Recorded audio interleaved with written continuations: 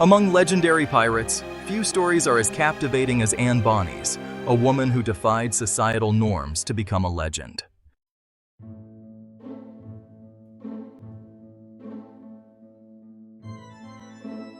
Born in Ireland, Anne Cormac's journey from a scandal-ridden family to the bustling port of Charleston set her on a path to piracy.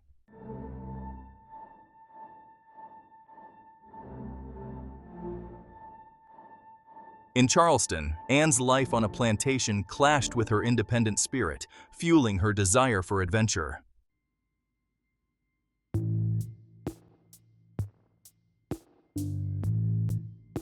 Anne's rebellious nature and disdain for societal expectations set her apart, making her both a subject of gossip and admiration.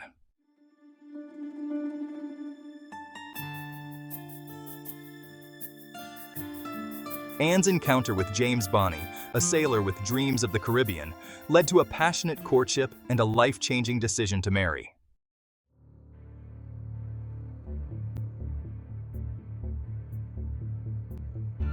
Anne and James eloped to Nassau, a pirate haven where Anne embraced a life of freedom and adventure.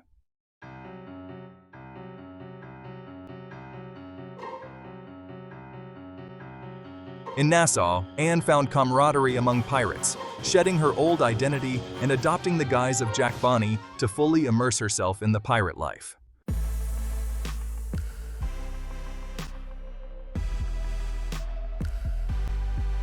Anne's intelligence and audacity earned her respect among pirates, and she became an invaluable member of the crew, disguised as Jack Bonny.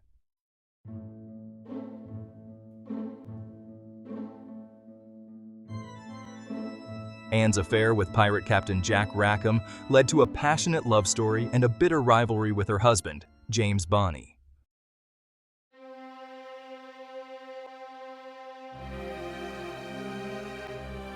Anne and Rackham's daring escape from Nassau aboard marked the beginning of their reign of terror and Anne's rise as a legendary female pirate.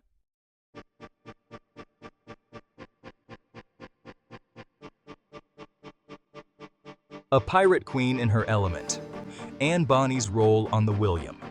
Life aboard was a far cry from the rigid hierarchy of merchant vessels. Rackham, enamored with Anne, granted her freedom and authority. She was not relegated to typical female roles at sea.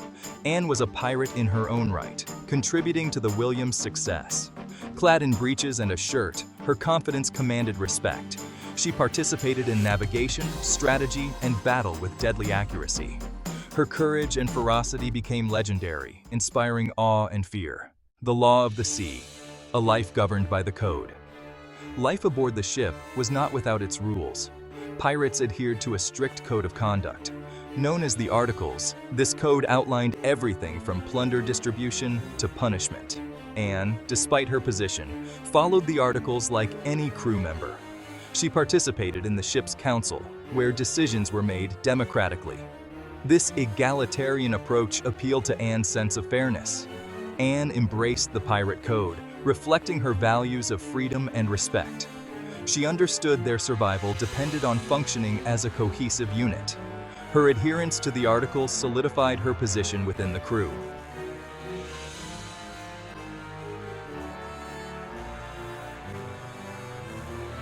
A shrewd mind and a steady hand, Anne's contributions to Rackham's success. While Rackham was known for his charisma and navigational skills, it was no secret among the crew that Anne played a pivotal role in the EZ's success. Her sharp mind and keen observation skills proved invaluable in strategizing raids and outmaneuvering their targets. She possessed an uncanny ability to assess a situation quickly, identify weaknesses, and exploit them to their advantage. Anne's contributions extended beyond her strategic prowess. Her calm demeanor, a rarity during the chaos of a raid, had a stabilizing effect on the crew. While some pirates were prone to rash decisions fueled by greed or bloodlust, Anne remained level-headed, always considering the long-term consequences of their actions.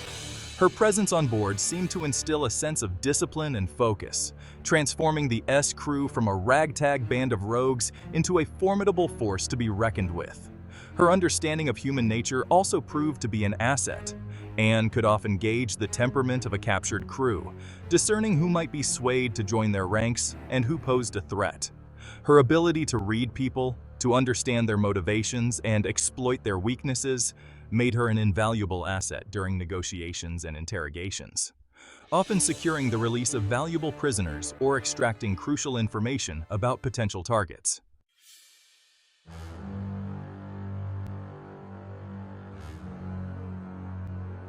Section 4. Tales of Daring and Brutality. The Williams' Reign of Terror. Under the joint leadership of Rackham and Bonny, the William embarked on a reign of terror that spread fear throughout the Caribbean. Their exploits became the stuff of legends, whispered in hushed tones in taverns from Tortuga to Port Royal. They preyed on merchant vessels, relieving them of their valuable cargo, and even engaged in a few daring coastal raids, plundering small settlements and leaving a trail of chaos in their wake. Despite their reputation for ruthlessness, the Williams crew, under Anne's influence, often showed a surprising degree of mercy. While they were not averse to using violence when necessary, they preferred to avoid unnecessary bloodshed. Anne understood that a reputation for cruelty could make future targets more resistant to surrender, leading to protracted battles and unnecessary losses. She advocated for a strategic mix of intimidation and pragmatism, believing that a healthy dose of fear, coupled with the promise of leniency for those who cooperated, would yield the best results. Stories of Anne's exploits during these raids spread like wildfire throughout the Caribbean. She was said to have disarmed seasoned swordsmen with her cunning and agility, faced down a charging captain with nothing but a pistol and a steely glare, and even negotiated the surrender of a heavily armed vessel without a single shot being fired. Her reputation as a fearless and formidable pirate, a woman who fought with the heart of a lioness, grew with each passing raid, cementing her legend in the annals of pirate lore.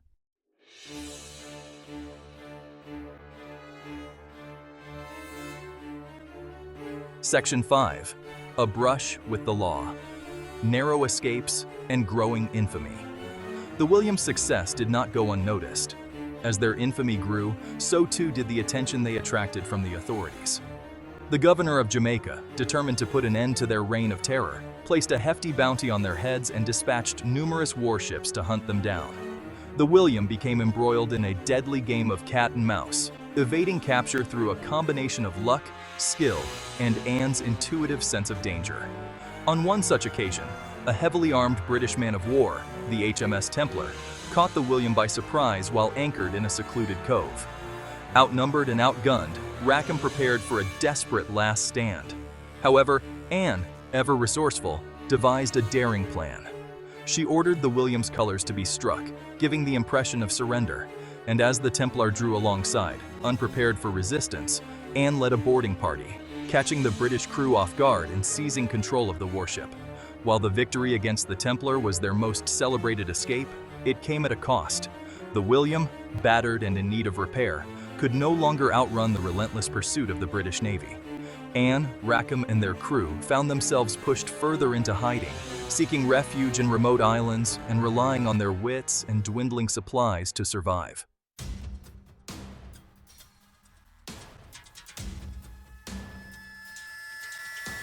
Section 1. The net tightens the hunt for Calico Jack and his crew.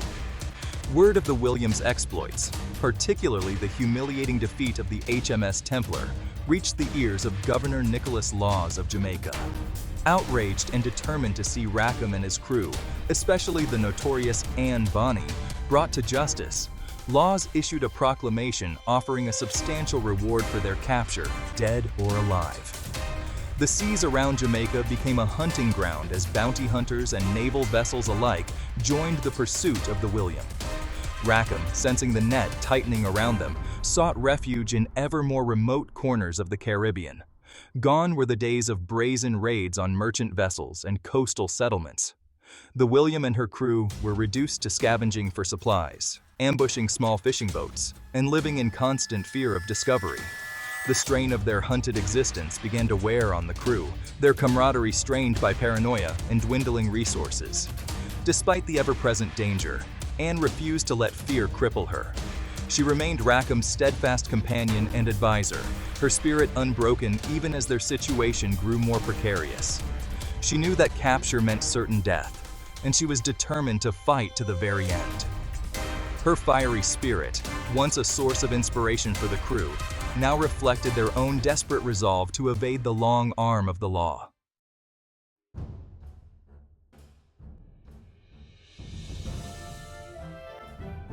In October of 1720, they found a temporary haven at a small, uncharted island off the coast of Jamaica known as Briar Island. Rackham, believing they had finally outrun their pursuers, allowed the crew a night of revelry, hoping to boost their flagging morale. As the pirates celebrated with copious amounts of rum, their guard dropped, and they failed to notice a sloop captained by Jonathan Barnett, a ruthless privateer commissioned by Governor Laws, stealthily approaching their position. The sound of cannon fire ripped through the night, shattering the festive atmosphere and throwing the Ez crew into chaos. Barnett, having received intelligence on Rackham's whereabouts, had caught them completely off guard. Most of the Ez crew, drunk and disoriented, were easy targets for Barnett's disciplined boarding party. Rackham, however, rallied a handful of loyal men, including Anne Bonny, to make a desperate last stand. Accounts of the battle describe Anne's ferocity as she fought like a woman possessed, her cutlass flashing in the moonlight as she cut down any man who dared to cross her path. She urged her fellow pirates to fight with courage, reminding them that death with a sword in hand was far more honorable than a hangman's noose. Despite their valiant efforts, the pirates were outnumbered and outmatched. One by one, they fell until only Anne and a handful of others remained, their backs against the railing, their faces streaked with sweat, gunpowder, and blood.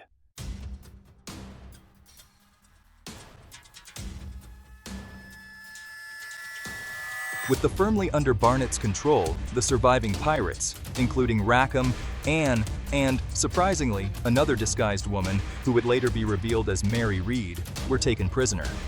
They were transported to Jamaica, where they were thrown into the squalid confines of Port Royal's Fort Charles prison to await trial. News of their capture spread like wildfire throughout the Caribbean, and the upcoming trial became a highly anticipated spectacle. The trial of Jack Rackham and his crew was a foregone conclusion.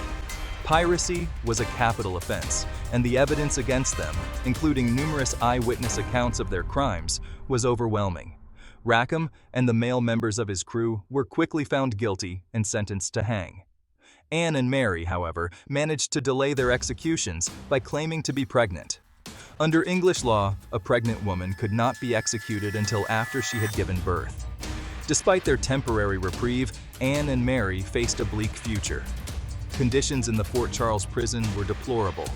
The cells were overcrowded, rat-infested, and lacked basic sanitation.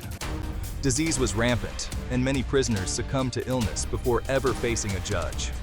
Anne, however, refused to be broken by the ordeal.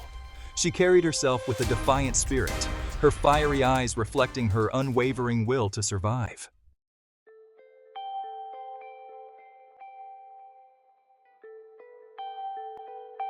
The historical record regarding Anne Bonny's fate after her imprisonment is shrouded in mystery and speculation.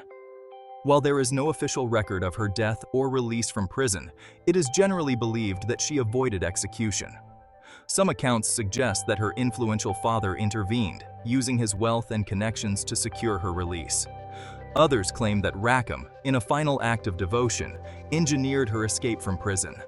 The most popular theory posits that Anne disappeared into obscurity, perhaps assuming a new identity and starting a new life far from the dangers and notoriety of her pirate days.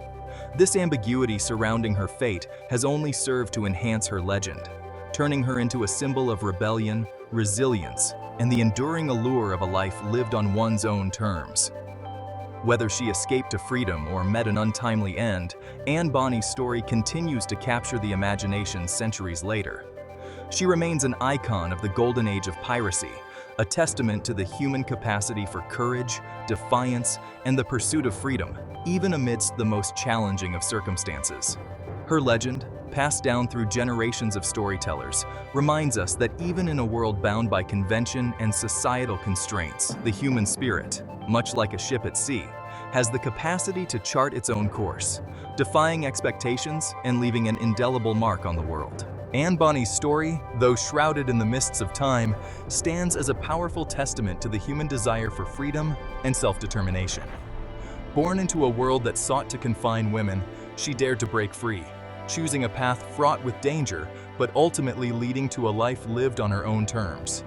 She challenged the notion of what it meant to be a woman, proving that courage and ambition were not solely the domain of men, and became an enduring symbol of female empowerment, a beacon to those who dared to challenge societal norms.